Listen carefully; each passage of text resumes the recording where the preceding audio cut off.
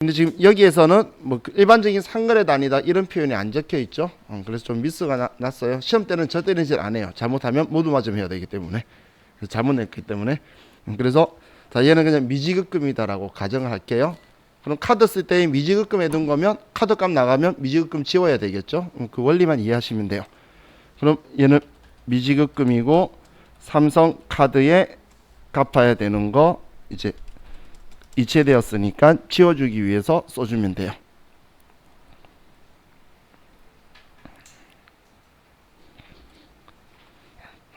자, 다음 4월 19일 업무용 복사기를 하이마트에서 구입하고 대금 300만 원을 삼성카드로 결제하였다.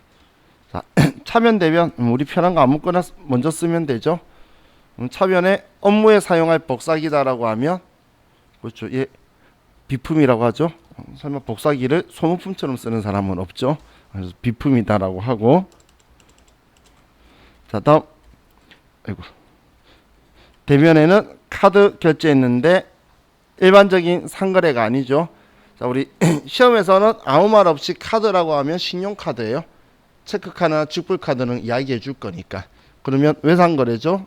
일반적인 상거래 아니니까 미지급금이다. 삼성카드. 금액은 300만 원이다. 이렇게 써주면 되겠네요.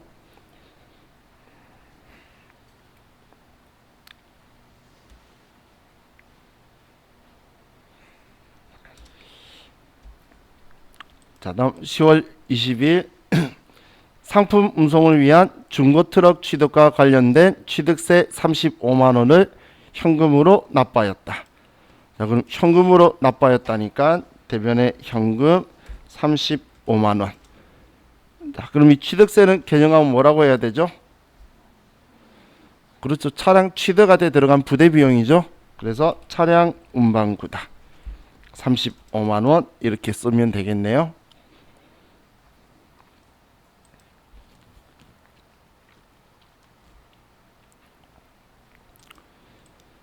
자, 다음 10월 21일 판매관리 프로그램을 구입하고 400만 원을 서울은행 보통예금 계좌에서 이체하였다. 그럼 서울은행 보통예금에서 일단 돈 빠져나가겠네요. 보통예금 서울은행이고 400만 원이 나가고 차변에 우리 프로그램 이런 것들은 소프트웨어라는 계정 과목을 쓰면 되겠죠. 얘가 400만 원이다.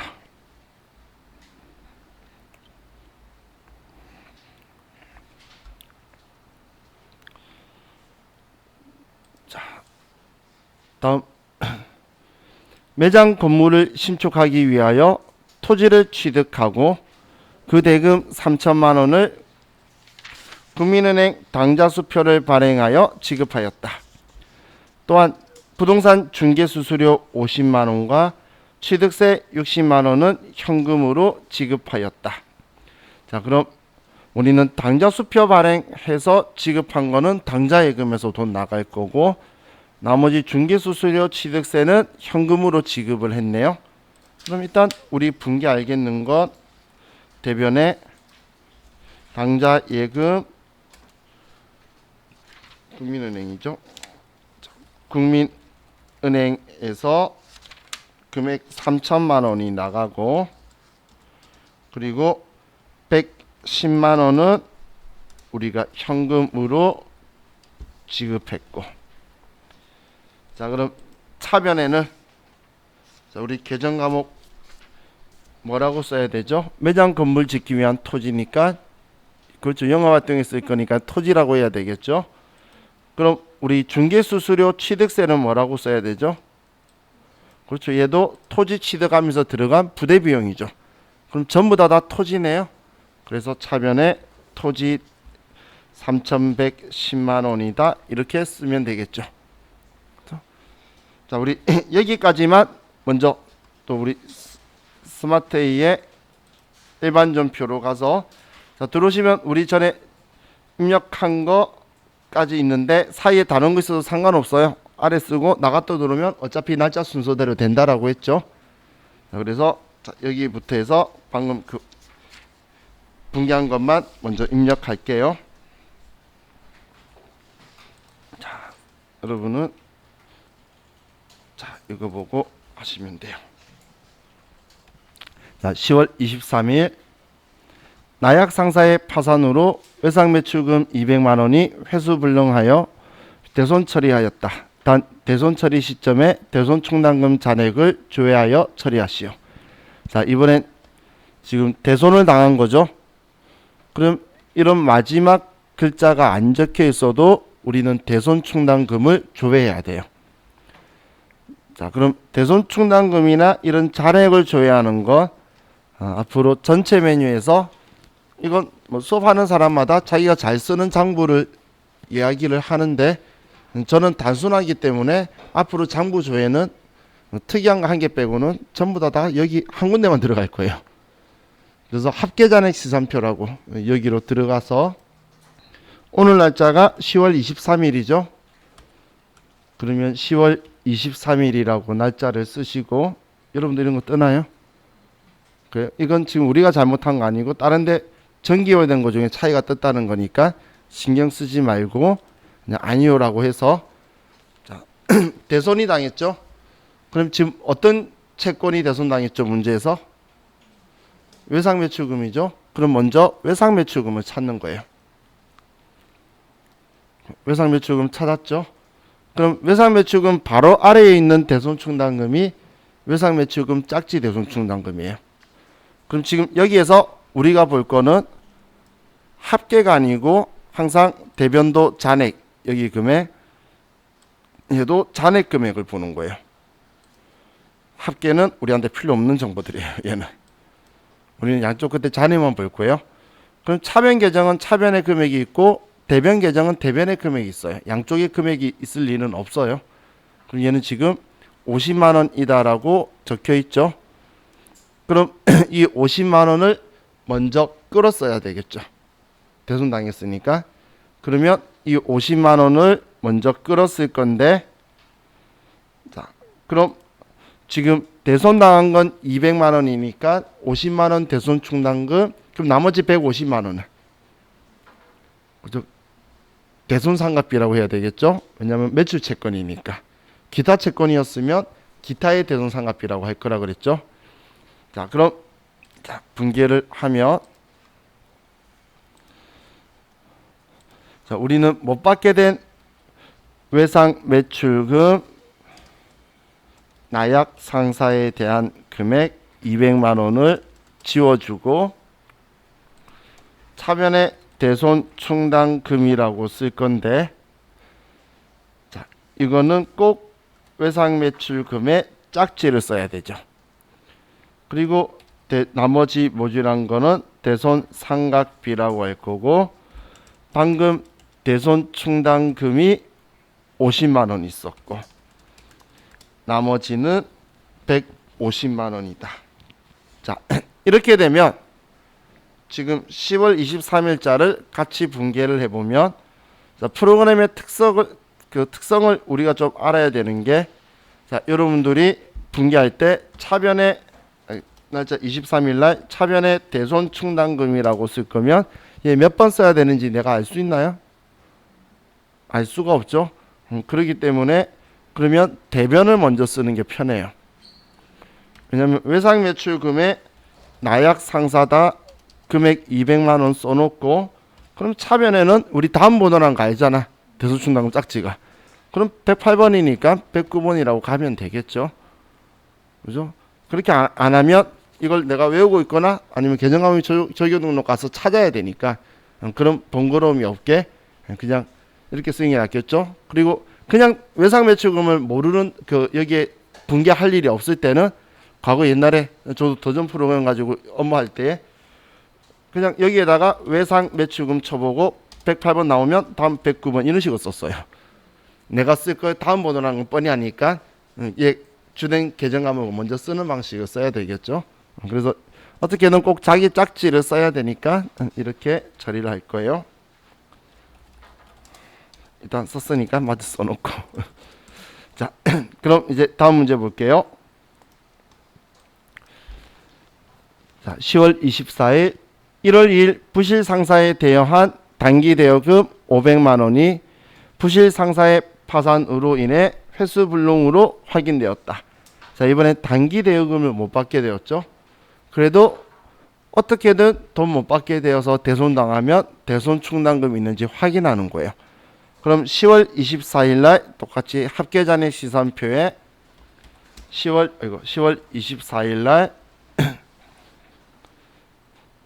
단기 대여금을 찾으면, 자, 단기 대여금이나 계정 과목 찾기 힘들면 우리 뭐 찾을 때 컨트롤 F 누르면 되죠. 여기서도 컨트롤 F 눌러서 찾으면 그 계정 과목으로 날아갈 거예요. 그럼 여기에서 자, 단기 대여금에 대해서 대손 충당금을 설정했다면 아래에 적혀 있어요. 근데 아래 대손 충당금이 없죠. 그 말은 지금까지 그 계정 과목을 쓴 적이 단 한 번도 없다는 거예요. 그럼 설정 안 했다는 이야기죠. 그럼 단기 대여금의 대손 충당금은 없다는 이야기예요. 있는지 없는지 모르기 때문에 항상 와서 확인해야 돼요. 자, 그럼 우리는 못 받게 된 단기 대여금을 먼저 대변에 치우고, 부실 상사 금액은 500만 원이고, 자, 다음 차변에는 자, 대손 충당금이 없었어요. 그럼 계정은 뭐라고 써야 되죠? 이번엔 외상 매출금이나 받으러움 아니죠. 기타 채권은 기타의 대손 상각비라고 써줘야 되겠죠. 금액은 500만 원이다.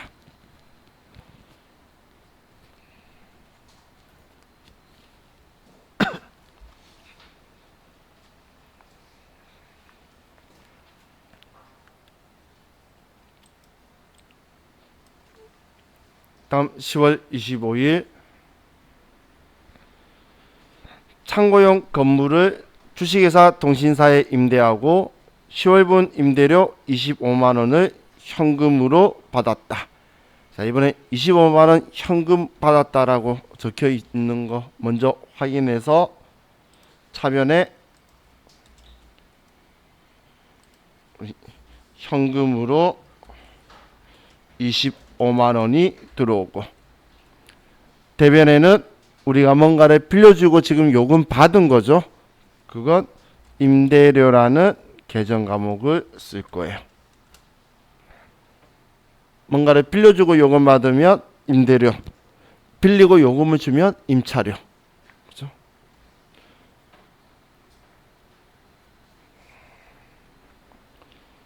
다음 10월 26일 국제구호단체에 판매용 상품을 기부하였다.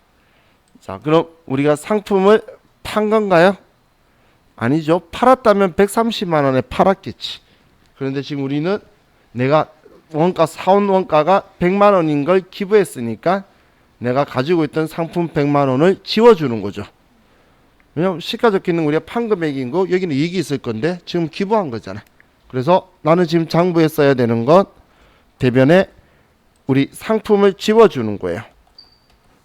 그럼 장부에 원가 적혀 있으니까 원가를 지울 건데, 중요한 건 이거 기부한 건데 내가 물건 판 것들에 대한 원가로 들어가면 되나요? 원가에 포함되면 안 되죠. 그래서 원가에 포함되면 안 되는 걸 제가 타계정으로 대체 적용 8번을 꼭 써주라 그랬어요. 그렇죠? 그리고 차변에 이제 계정 과목 상품 준 거는 기부한 거죠. 돈으로 줬던 물건으로 줬던 기부금이라는 계정 과목을 쓸 거예요.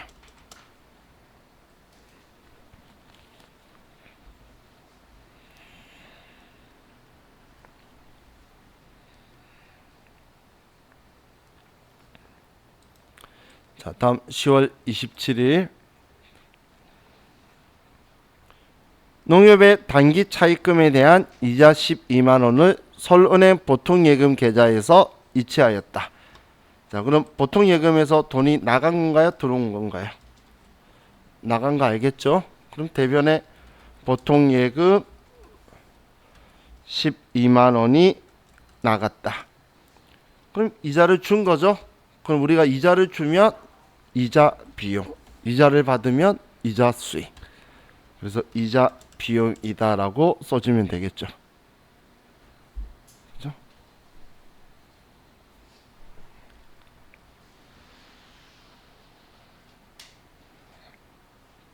다음 10월 28일 안동상사에 대여한 단기 대여금 500만 원과 이자 25만 원을 서울은행 보통예금 계좌로 회수하였다. 자, 이번에는 이자만 받은 게 아니라 대여하고 빌려준 건데 원금하고 이자하고 같이 받은 거죠. 그러면 보통예금으로 525만 원이 들어온 거네요.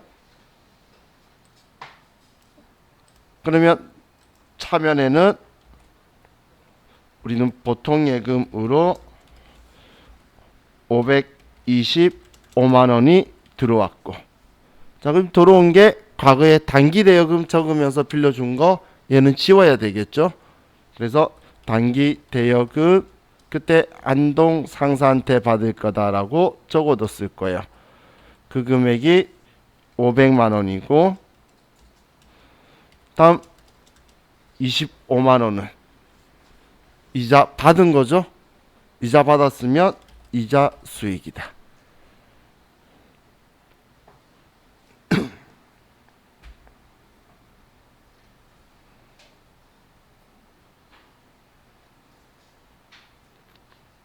다음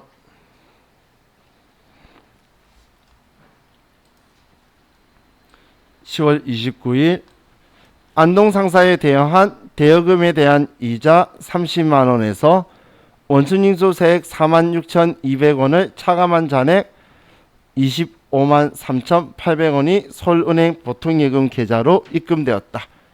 일단 보통예금 돈 들어온 거 알겠죠? 그러면 차변에 보통예금 그리고 이자를 받은 거니까 이자 수익. 항상 이거 위치부터 잡아놓고, 그럼 이제 이자는 총 얼마란 이야기죠? 30만 원이죠? 그러면 30만 원이고, 그런데 지금 얼마 들어왔대? 25만 3,800원. 그럼 차이 나는 46,200원은, 그렇죠. 얘는 우리가 원천징수 당한 거는 법인세를 미리 낸 거죠. 나한테 원천징수 한 사람이 대신 내주겠다 가져간 거고, 내가 대신 내겠다 가져오면 예수금, 내가 주면 선납세금. 얘는 선납세금이라고 써줘야 되겠죠. 우리가 월급이나 퇴직금이나 이런 걸 지급하면서 원천징수 할 땐 예수금이었죠. 우리가 대신 내려고 떼는 거. 그런데 거꾸로 내 걸 상대방이 대신 내주겠다 떼갔으면 나는 세금 미리 낸 거다. 이렇게 쓸 거예요. 이 두 개 헷갈리시면 안 돼요. 자, 이렇게, 자, 여기까지, 자, 우리 컴퓨터에 입력을 할게요. 자, 대손 충당금 쓰실 때도 한번 느껴보세요. 어떻게 쓰는 게 난 편하고 좋을 건지.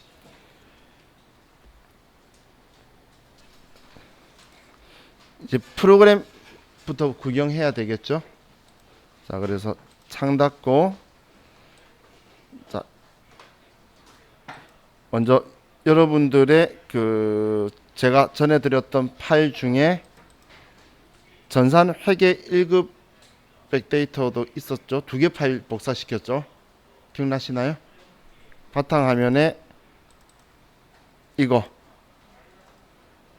얘도 있을 거예요. 바탕화면에 일단 얘를 더블 클릭해서 모든 파일에 적용 예라고 하시면, 자, 이건 집에 가셔서 지금 했던 것처럼 하실 거면 이 파일은 우리 교재 이 프린터가 다음 출판사 교재예요. 그래서 도서 출판 다음이라고 들어가셔서 들어가면 여기에 교재 실습 백데이터라고 있어요. 도서 출판 다음에 가서 여기에 화면 아래에 교재 실습 백데이터라고 있죠. 그리고 얘 클릭하면 우리 교재가 41번 우리 전산회계 마스터 전산회계 1급 백데이터라고 적혀 있는 곳 있죠. 여기 들어가서 자료 여기 자료 다운 여기 클릭. 자, 글만 적었길래 하트라고 하나 쓰지 그랬더니 정말 하트만 써놨어요. 이렇지 않은 사람들이 수준이에요. 자, 그럼 얘 클릭하면 지금 다운받으면 딱 이 파일이 들어오는 거예요.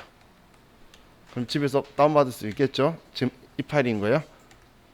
근데 지금 이 데이터들이 지금 제 카페 뭐 다음이든 네이버든 어디든 들어가 보시면 제가 링크 다 걸어뒀어요. 많은 분들이 나중 되면 시간 가면 좀 못 찾으시더라고.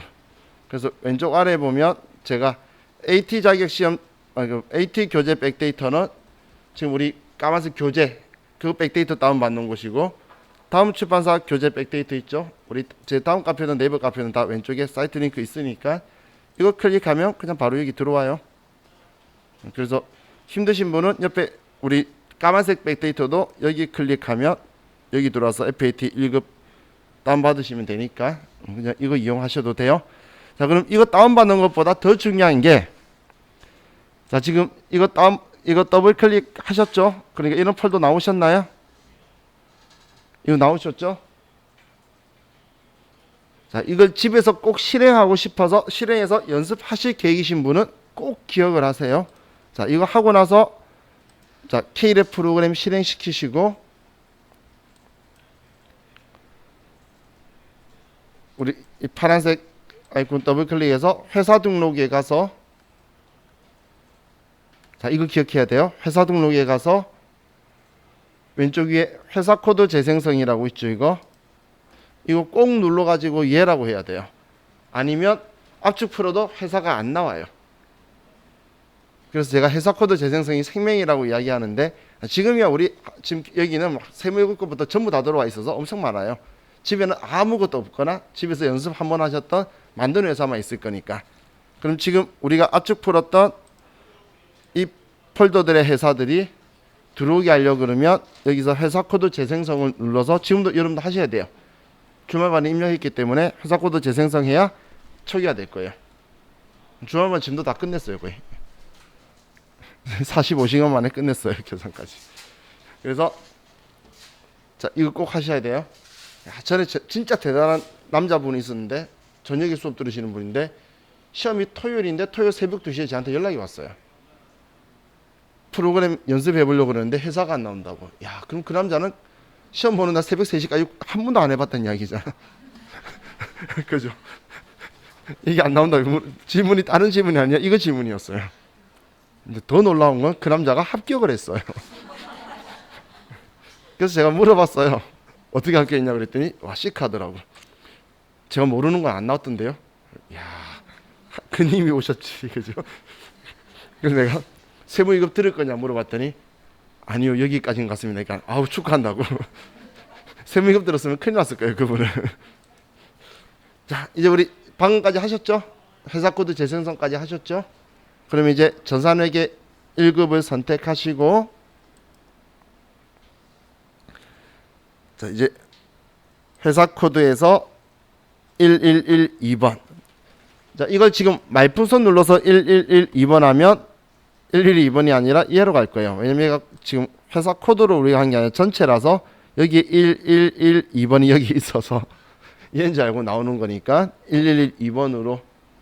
지금 우리 이제 프린터 드린 거에 439페이지 있죠?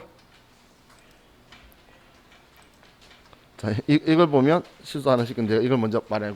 실습 예제 9번 439페이지 찾으셨나요? 자, 그래서 여기에 1112번을 이제 볼 거예요. 자, 그럼 1112번으로 들어가시고 이제 K랩 입력하는 방법 볼게요. 자, 일반 전표 입력으로 가서 얘는 아래 분계 보이게 위로 올릴 수 있어요. 스마트에는 아래쪽 안 보여도 못 올렸는데. 자, 그럼 먼저 날짜 쓰는 거 있죠? 날짜 쓰는 거는 똑같아요. 1월 1일이라고 하면 1월 1일 것만 쓸 수 있고, 날짜 지우려면 여기도 지우려면 스페이스바 엔터. 그러면 1월 1일 거다. 근데 혹시 1월부터 1월 뭐 이런 식으로 적혀 있으신 분은 이 변경 버튼이 눌러져서 그래요. 얘 누르면 원로 기간까지 1년치도 다 볼 수 있고, 얘 누르면 그냥 그 월 것만 하는 거고. 그래서 지금 여러분 자리도 그 사용하시는 분이 원하는 환경대로 사용을 하기 때문에, 특히 저녁반 섞여 있는 교실에는 저녁에 자기 사무실에서 쓰는 대로 해요. 자기도 많이 보는 거니까. 근데 그거 어떻게 바꾸는 거는 이거 보면 알겠죠? 얘 누르면 바뀔 거예요. 자, 그럼 우리 날짜 1일이라고 치면, 자, 아래 1번 출금, 2번 입금, 3번 차변, 4번 대변, 5번 결산 차변, 6번 결산 대변. 똑같죠? 그죠? 그럼 우리 스마트데이 처음 다룰 때 했던 것처럼 해보면 1번 출금하고 복리후생비 쓰고 싶으면 뭐 복리자 2자나, 근데 얘는 막 3, 4자 써도 돼요. 오류가 안 나요. 근데 스마트데이는 오류가 나니까 2자만 쓰는데 얘는 여러 자 써도 상관은 없어요. 그럼 800번대 복리후생비다 쭉 엔트로 가서 100만 원이다 라고 쓰면 얘도 분계 끝났죠.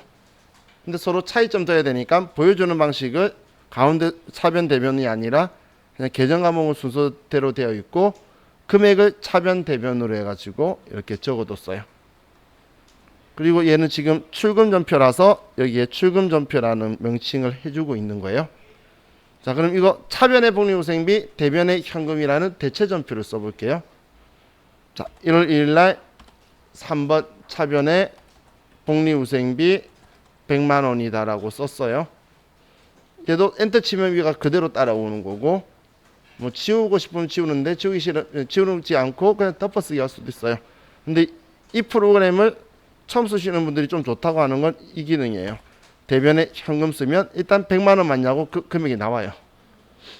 그러면 맞으면 엔터 치면 되고, 아니면 금액 좀 다시 쓰면, 예를 들어 40만 원이다라고 쓰면 계속 연계되는 줄 알고, 그러면 얘는 미지급금이다라고 하면 또 60만 원이니라고 계속 금액이 나와요. 그러면 제가 여기 무슨 카드 사다라고 하면 이런 식으로 전표가 끝이 나겠죠. 그래서 차변 대변 합이 일치하면 끝낼 거예요. 우리 스마트에는 반대편도 다 써주는데 아래 차익 보고 쓰는데, 얘는 계속 차변 대변 합 맞추려고 계속 금액 줄 거예요. 그러면 아니면 내가 바꾸면 되고, 맞으면 엔터 치면 되는 그런 부분 장점은 있어요. 자, 그리고 또 우리 대변에 4일날 대변에 방금처럼 상품을 줬어요. 그럼 타계정으로 대체를 쓰고 싶으면 얘도 당연히 똑같이 8번 써야 되죠. 타계정으로 대체, 우리 뒤에 수식어만 조금 더 붙어 있어요. 손익계약서로 간다, 제조원가명서서 간다, 이런 것만 적혀 있으니까 이렇게 해서 쓰면 돼요. 번호가 틀렸다 그러면 위에 번호 수정이 있죠. 이거 눌러서 잘못된 번호를 수정해 주면 되고, 지금 제가 이렇게 설명하는 거는 똑같으니까 차이가 없죠. 별로 차이가 아니고 전표 입력하는데 차이는 대차 차이 맞춰주는 거 말고는 그 외, 그리고 보여주는 거 그 외에는 차이가 없어요. 그래서 제가 이거 쓰면 2개 차이점 말하라 그러면 엄청 곤란하고 생각 많이 하셔야 돼요. 스마트의 일반 전표와 K랩의 일반 전표의 차이점을 생각하려면. 근데 다르긴 달라, 보여주기는. 근데 쓰는 우리 입장에선 3번 차변 4번 대변이에요. 그러면 끝이기 때문에. 자, 그럼 이게 우리 사용하는 방법 전부 다예요. 그럼 이거 가지고 입력하는 것 한 번만 해보면 느낌 편하게 쓰겠죠. 근데 이거 쓰고 나서 바로 스마트에 또 가면, 만약에 가면 스마트가 엄청 불편하게 느껴져요. 사람이 간사하게 반대편 안 주다가 쓰면 좋은지 모르다가 자동 써주다가 안 써주니까 입력하다 반대편 다 안 쓰고 가만히 앉아 있으시는 분이 있어요. 그게 편리한 거에 적용되면 그렇게 돼요. 얘가 뒤에 만들어서 그래요. 그럼 우리 프린터 드린 거 보면 입력시 유의사항 적혀 있는 게 시험 때 적혀 있는 거예요. 찌란색 글씨만. 이 시험 때 적혀 있는 게 일반적인 적요 입력 생략하는데 타계정 대체 거래는 적요 번호를 선택하여 입력한다. 이 적요 8번 꼭 하라고 제가 이야기하는 거예요. 그거 안 쓰면 틀렸다고 하겠다는 거예요. 채권 채무와 관련된 거래는 별도의 요구가 없는 한 반드시 기등록되어 있는 거래처 코드를 선택하는 방법으로 거래처명을 입력한다. 자, 이번에 여기에는 채권 채무하고 관련된 거래죠. 그죠? 그리고 기등록되어 있는 거래처 코드를 선택하는 방법. 제가 글자만 있으면 안 된다고 했잖아요. 앞에 번호 있는 데서 F2번 눌러가지고 거래처를 선택하라 했죠. 그게 지금 이야기예요. 자, 그리고 재적용비는 500번대, 판관비는 800번대. 이 경비금은 잘못해도 틀렸다고 하겠다는 거예요. 시험 일반 전표, 매출 전표 전부 다 쓸 때 바로 위에 이렇게 임력시 유상이라고 지금 이 진한 글씨만 적혀 있어요. 그럼 이대로 안 지키면 틀렸다고 하겠다고 적혀 있는 거니까. 자, 그리고 나머지 회계 처리 시 계정 과목은 별도 제시가 없는 한 등록되어 있는 계정 과목 중 가장 적절한 과목 한다. 한마디로 마음대로 만들어 쓰지 말라는 거예요. 예를 들어서 사무용품비가 계정 과목 만들어 쓰는 거예요. 원래 안 들어가 있는 게 많아요. 그럼 소모품비라고 쓰라는 건데 난 사무용품비 하고 싶다고 판관비니까 800번대 사무용품비 만들어 쓰는 그런 행동 하지 말라는 이야기예요. 왜냐면 시험에서는 그렇게 해도 되지. 시험에서는 그런 짓 하지 말고 등록되어 있는 것만 써라. 그렇게 이제 표현하고 있는 거예요. 만약 두 개 다 등록되어 있었죠? 그럼 둘 다 맞음이라고 해줘야 돼요. 그래서 하나를 지워버리거나 아니면 안 만들어 놓을 거니까 그렇게 생각하시면 돼요. 자, 사용법은 좀 짧았지만 이렇게 하면 다 아실 것 같으니까. 사실 사용법보다 백데이터 설치하는 게 제일 관심이 있었죠. 자, 이제